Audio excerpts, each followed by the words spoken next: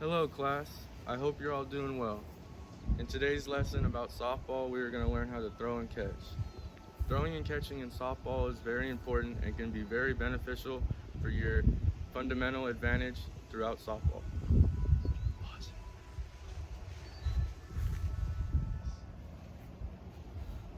Moving forward, when it comes to throwing the softball, there's many different ways and different drills that you could attack this with.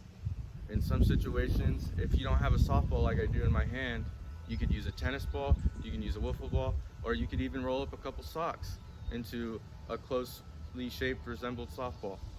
And when it comes to throwing the softball, you always want to make sure you're following your cues and you're keeping your body straight up with your throwing hand, okay?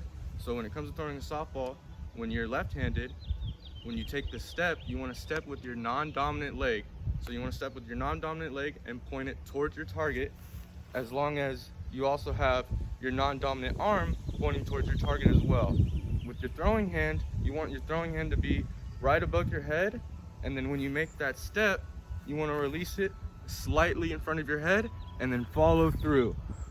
It is very important that you follow through when throwing with the softball, because if the back of your body doesn't match where the front of your body is going, your ball is going to end up going haywire.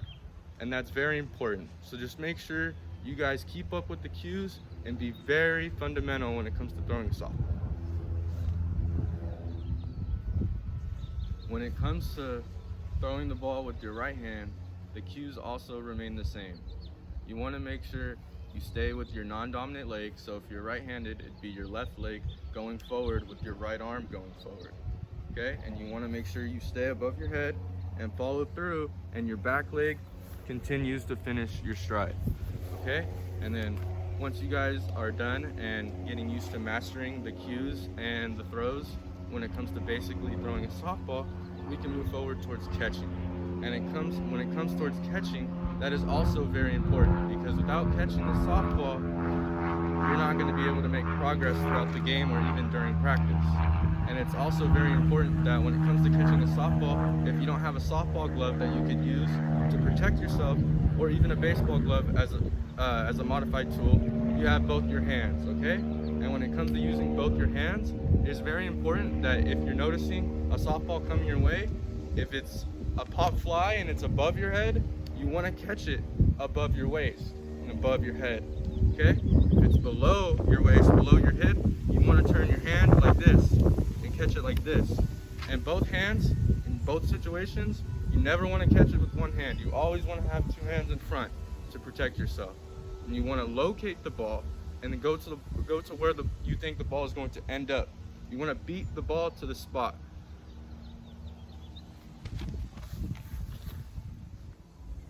As you guys see right here, I don't have a softball glove, but I have my baseball glove from my high school days, and I'm gonna properly show you guys how to properly catch a softball as well as throw one. So as you guys seen, I had my dominant hand inside the glove, my squeeze hand with the glove, and my off hand is behind my glove, protecting me as well as holding on to it. It's also very important that you don't try to catch pop flies with one hand, because it's an easy way to drop it, because it could hit the top right here, it could hit the bottom right here, and if you don't have a backhand to support it, you're gonna end up losing the ball. Right now, I'm gonna show you guys how to properly throw a softball. So as I mentioned before, you wanna use your cues to help further your progress with throwing the softball, okay? So right now, before I throw it, you always want to make sure you have a good grip, like a good forcing grip.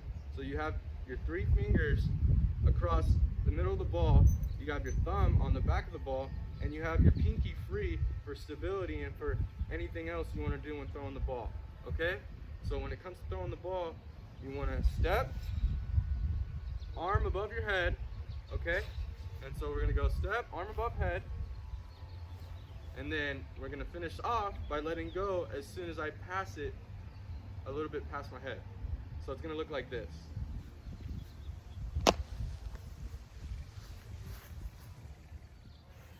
Moving forward, students, now that you were able to properly learn and understand the cues for both throwing and catching, I would like you guys to split up into equal groups of 3 and begin a basic throwing and catching drill from 10 feet away.